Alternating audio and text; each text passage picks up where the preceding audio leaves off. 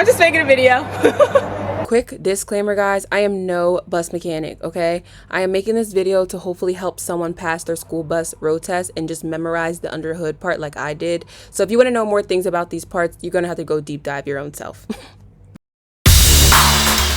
Hey guys, welcome back to my channel. It's your active auntie. Today we are back with the buses. I'm going to be doing under the hood today. Someone commented and asked me to do it, and I've been wanting to do it, so I was like, you know what, perfect. So today we're going to go under the hood. It's really important that you know under the hood for your road test because your instructor may have you do it. When I took my test, I did not have to go under the hood. Their instructor did not require it of me, but I still knew it in case I had to.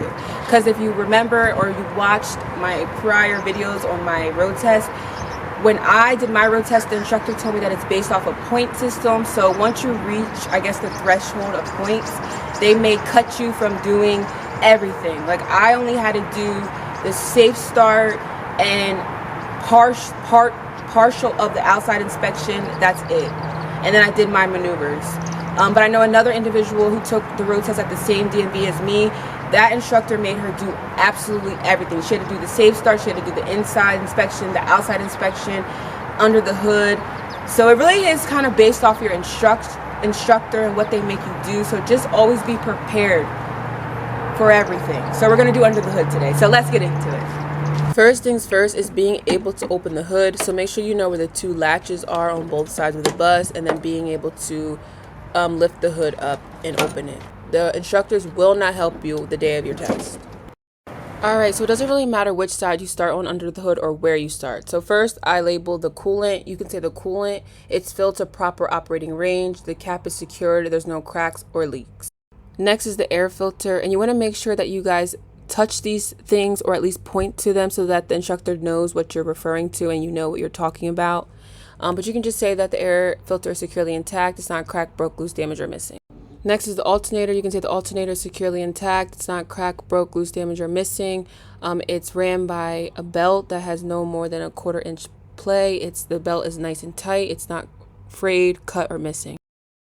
Next, I point to the water pump and I just say that it's securely intact. It's not cracked, broke, loose, damaged, or missing, and there's no leaks, and I know that because there's no leaks on the ground.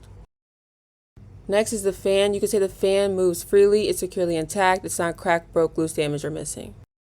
Next, I move down to the windshield wiper fluid. You could just say that it's securely intact. It's at proper operating range. The cap is secured, and there's no cracks or leaks.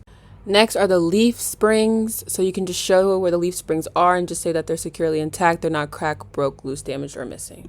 Next, you can talk about the shock absorbers and say that they're securely intact. They're not cracked, broke, loose, damaged, or missing. There's no visible leaks.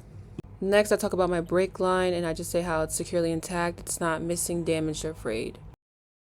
My U-bolt and bracket are securely intact. They're not cracked, broke, loose, damaged, or missing. Next, I will talk about my fluids. So my brake fluid, it's filled to proper operating range. The cap is secured. There's no cracks. It's not broken. There's no visible leaks. Next, my power steering fluid. My fluid is at proper operating range. It's securely intact. The cap is secured. There's no cracks. There's no visible leaks, and it's not broken. I forgot to record these, but next you could say checking all my wires and hoses and making sure they're not missing, damaged, frayed, and there's no visible leaks. Next, you could talk about the steering rod is connected to the steering box, and then the steering box is connected to the pitman arm, and then the pitman arm is connected with crown nuts or encoder pins to the drag link, which again is connected with a cotter pin and crown nuts.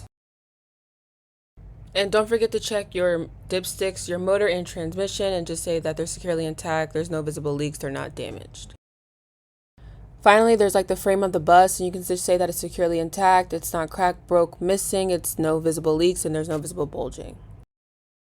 And y'all, that's really it. I may have missed some stuff, but like I said, it's a point system. So as long as you get as many points, I think you'll be okay if you miss a few things. But that's how I memorized it. I would just practice over and over again, and then I just remembered the name to the piece. And yeah, and then my biggest tip would also just be confident. Like, know what you're saying so that the instructor can believe you, even if you don't know what you're saying. But make sure y'all stay safe out there on them roads. Be smart and responsible, and I'll see y'all in my next video. Bye! Y'all know someone someone commented, it was like, why you always gotta wear gym clothes when you do your videos? I was like, girl, I come from the gym. Like, some of the comments I be getting on here are hilarious. Like, y'all really be miserable. Some of y'all not, but some of y'all really be miserable. Cause like, why are you coming onto my channel to like criticize me? Like, you could criticize me. I'm actually very open to criticism, but I mean, some of the criticisms, it's like, this one girl just kept criticizing me about what I was wearing in my videos. When I was trying to teach about a buzz, and no one else commented about what I was wearing but you, girl. Are you miserable? If you are, I hope you find your solace, because girl, I think you need it. I just be laughing, but I just be mind blown too. Like, are you really that mad? Anyway, I had to get that off my chest.